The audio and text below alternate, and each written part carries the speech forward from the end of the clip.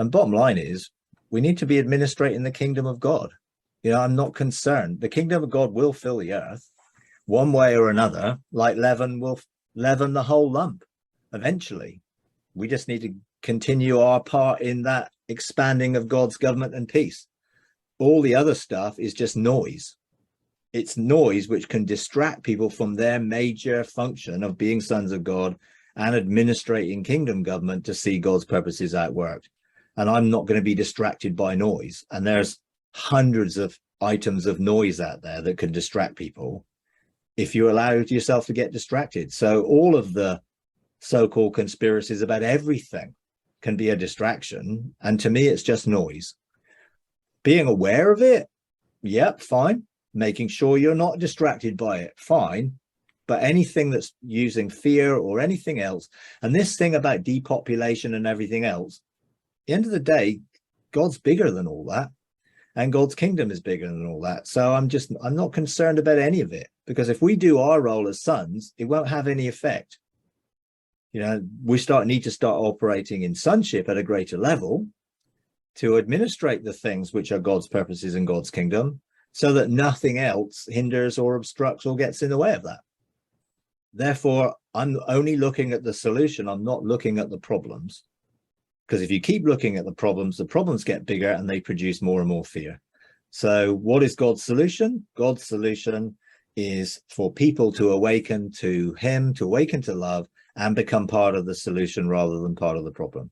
And that applies to whatever level of things that are going on in the world, from the normal people on the street living their everyday lives oblivious of most of what's going on, to those who may be operating at a high level of control of world financial governmental systems, who may have a lot of idea what's going on, but bottom line is they won't succeed in the long run if we continue what we're doing. And ultimately it's like, someone said the only thing it's needed for evil to continue is for good people to do nothing. Well, let's do some good. Let's demonstrate God's kingdom. Let's outwork that, and let's begin to operate in sonship. And then I'll believe all of those systems will eventually be shaken and will come to nothing. What will be left is that which can't be shaken, which is God's kingdom, which is built on a solid foundation, which can't be shaken. So I'm more concerned about making sure the solid foundation is what we're standing on, rather than concerned in all the noise and all of the stuff out there, which just promotes doubt, fear, unbelief for a future, which is essentially what the subject of my book's about. Make sure you don't get distracted by all this noise. Let's actually fulfill the role that God's given us as sons, and let's establish the restoration of all things and see creation be set free.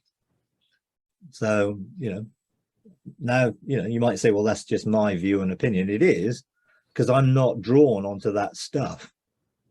It's not something that I am concerned or bothered about at all, because that's not my function. And other people may have some governmental or legislative role in those areas, perhaps, I don't know, but it's not mine. And I see the bigger picture, in which when most people get distracted, they stop doing what their primary thing is.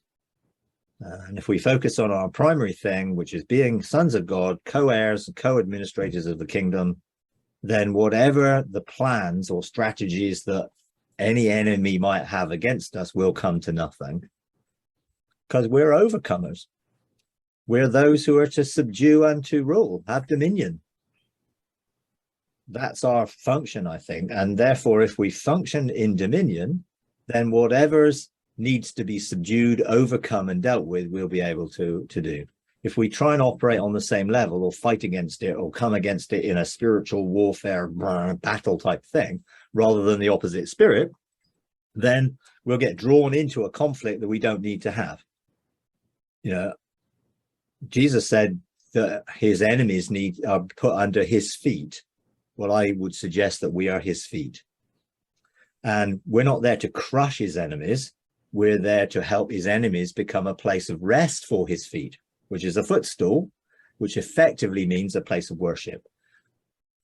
So when I see all the terrible things that are going on in the world, and I see the agendas that people might have for high level financial control, media control, any other areas of control to keep things, the status quo going, then my heart for them is to go out to them and release love to them so that they can be restored and find Jesus and find God. Therefore, they'll turn away from what they're doing and follow a different course, you know, rather than try and, well, we're going to pull down this and pull down that, and we're going to break up this and break up that. It just doesn't work.